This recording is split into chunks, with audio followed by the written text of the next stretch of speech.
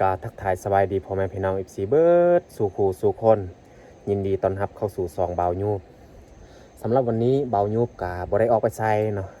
สิมารีวิวให้เส้นทางตามทางนี่แหละทางที่เราไปอัปโหลดคลิปหรือว่าไปปล่อยคลิปเนาะจังได้กันแต่ติดตามชมตามเบิงแบบยาวๆเลย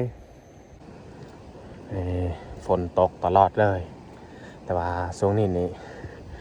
บ่หยุดบ่เซามันตกเส้นทางนี่มันเจือนเบิดแต่ว่าแถวนี้ใกล้ๆบ้านใครแน่อยู่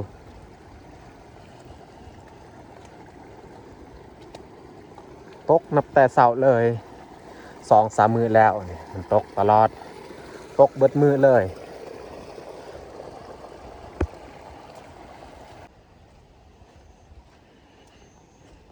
เส้นทางก็ยากเนาะแล้วก็สัญญาณก็ในบ้านนี่บ่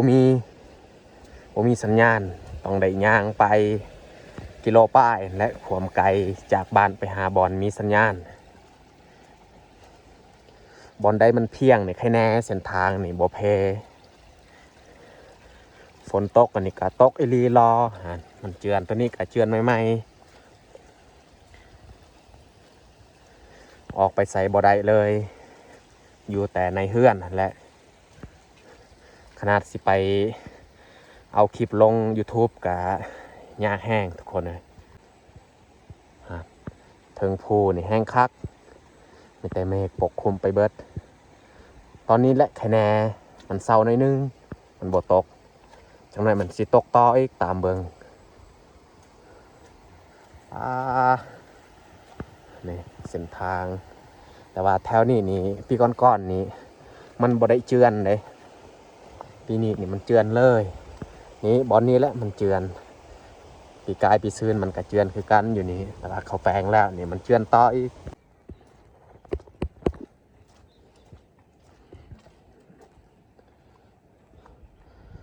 นี่อยู่เทิงนี่ก็มีบ้านเฮาอยู่รวมอีกอยู่รวมนี่ลายกลัวอยู่เทิงนี่ประมาณ8-9 หลังคาเรือน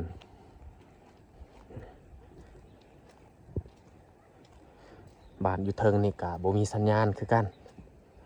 ถ้าว่าอยากลิ้นโทรศัพท์ก็ต้องได้ย่างไปกิโลป้าย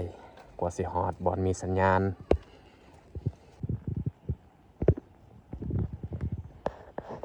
วิวในบ้านก็ประมาณนี้แหละถ้าว่าตอนฝนบ่ตกแต่ว่าบางทีจักหน่อยมันสิตกอีก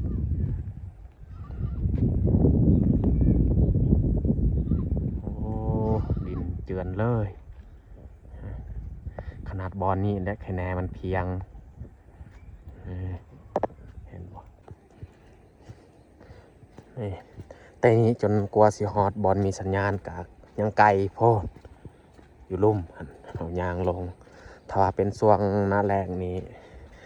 เขาเอารถไปเลยแหละถ้าว่าช่วงหน้าฝนแบบนี้รถเขาก็เอารถไปบ่ได้ทางนี่มันมืนนี่ถ้าว่าเอาขึ้นคอยนี่ต้องได้ยูเอาถ้าบ่ยูนี่บ่ขึ้นแน่นอนนี่บ่ยูกับผู้เดียวนี่โอ้อีลักอีเรือได้ทุกคนเลยความลำบากเขาย่างไปคู่มือและส่วงฝนตกแบบนี้ถ้าว่าฝนบ่ตกกับใครแน่ถ้าว่าเขาเบิ่งทางนี่มันแห้งหน่อยนึงนี่เขาก็ได้เอารถไปถ้าว่าทางมืนฝนแบบนี้ต้องได้ย่างคู่มือเลยเขาย่างไปกับประมาณ10 ปลายนาทีและถ้าว่าย่างไวแต่นี่บ่มีบ้านคนแล้วแต่ให้เขาเจ้าเฮ็ดว่าสวนเส้นทางนี่จนมันสิขาดก็มีบอนถ้าว่าอยู่ลุ่มอีกแห้งบอนมันเพนี่ลายเส้นทางนี่รถจักรก็ยังไปยากแล้วเดี๋ยวนี้เขาลงเมืองลงแขวงก็ลำบากแฮงนี่แหละตอนเขาเฮ็ดเส้นทางนี่เขาบ่จกห้องระบายแต่แบบนี้แหละมันเจือนนี่เส้นทางนี่จนสิขาดเลยบอนนี้โอ้เขาไปมื้อวานมื้อซื่นยังแค่แน่เด้เดี๋ยวนี้จนสิขาดแหละขยานจักน้อยมันขาดแน่นอนถ้าว่าฝนตกอีก ายแล้วนี่มันมีหอยแตกนะฮะทุกคนนะถ้าว่าตอนฝนตกลายนี่เขาบอกกล้าไปเด้นี่อันนี้แหละทางรถเขาเอาไปรถทางนี้แหละนี่เอารถไปเลยแต่ว่าเดี๋ยวนี้นี่เอารถไปนี่ยากฮะมันขาดเบิดเลยโอ้ขนาดใกล้ๆบ้านเด้แต่นี่บ่ไกลปานใดแต่ว่าเฮาก็บ่อยากซ้อมถ้าว่าฝนนี่เศร้าตกนี่เฮาจะออกมาขุดถ้าว่าเขาขุดตอนนี้นี่มันก็ยังเจือนคือเก่านั่นแหละฮะโอ้ดินแบบนี้นี่แห้งมันเจือนง่ายถ้าว่าฝนตลอดนี่เฮาก็ต้องได้ย่างไปคู่มือแหละแต่ว่าบอนนี้นี่ใครแน่ถ้าว่าช่วงก้อนๆนี่เขายังบ่ทันได้เอาพีนมาปูแห้งมือนี่แต่ว่าตอนนี้นี่ใครแน่แต่บัดเดี๋ยวนี้นี่มันคาดแล้วเส้นทางครับคือเก่าและไปบ่ได้ถ้าว่าฝนเศร้าตกนี่วิวนี่คักดีเนาะทุกคนโอ้เสียดายฝนนี่จักหน่อยมันตกอีก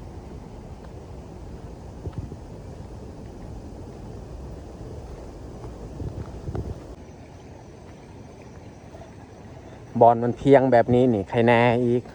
ถ้าว่าใกล้แต่นี้ไปพุ่นอีกมันเจือนอีกเส้นทางบอลนี้นี่เข้ากะโอ้นกเขาบ่ใส่ทอถ้าว่าเขาใส่ท่อนี่มันจะบ่เป็นขี้ตมแบบนี้อันนี้มันแต่ขี้ตมเวลาเขาเอารถไปนี่โอ้มันติด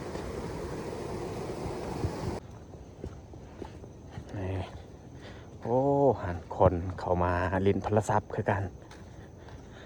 แถวนี้ก็มีแล้วสัญญาณแต่ว่าบ่ค่อยแห้งปานใดถ้าเอาคลิปลงนี่เอาลงบ่ได้มันซาต้องได้ย่างไป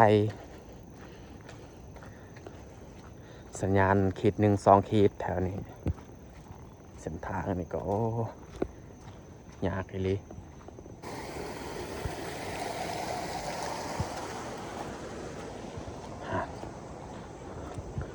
โอ้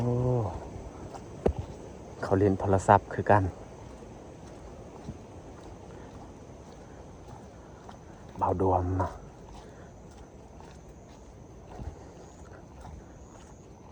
จังได้เบาดวมสัญญาณแห้งอยู่บ่ฮะ สัญญาณแห้งอยู่บ่แห้งโอ้ลำบากไอ้ลี่ห่านเจือนใหม่ๆแล้วทุกคนเลยเมื่อวานนี้ยังบ่ทันเจือนแถวนี้แต่ว่ามื้อนี้มันเจือนแล้วเพราะว่ามื้อคืนนี่แหละฝนตกหลายโอ้ตายแล้วแบบนี้นี่ถ้าว่าเขาไปคนเดียวนี่ตัวอย่างเขาลงเมืองหรือว่าเขาลงแขวงนี่ไปบ่ได้แน่นอน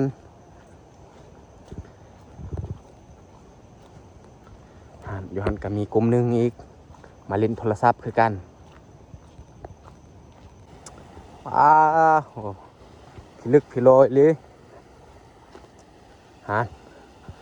บอลนั่นแหละยากสุดตามเบิงโอ้มันถมจนเบิดเลยมีน้ำอีกมันไหลมาไปถึงโอ้เขาจะนั่งอยู่นี่แหละยางไปพุ่นกับยังไก่อีกอยู่หันก็มีกลุ่มหนึ่งแต่ว่าแต่นี่กับพอลินได้อยู่โอ้ตายแล้วอยากคนเลยเขาสิเอาคลิปลงอยู่นี่แหละแต่ว่าตอนเขาเอาคลิปลงเนี่ยแมนจะบริทายเพราะว่าเบายุบกับมีแต่หน่วยเดียวนั่นแหละละสับ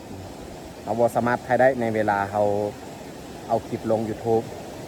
แต่สำหรับคลิปนี้ก็สิจบลงเพียงเท่านี้แหละเพราะว่าช่วงนี้ก็ออกไปใส่บ่ได้นอกจากว่าเขาอยู่เฮือนหรือว่าอยู่ในบ้านนั่นแหละพอฝนตกตลอดก็คือทุกคนเบิ่งกันแหละเส้นทางยังมันก็เจือนเบิดเลยเอาแล้วก็แต่ต่อไปฝนตกอีกแล้ว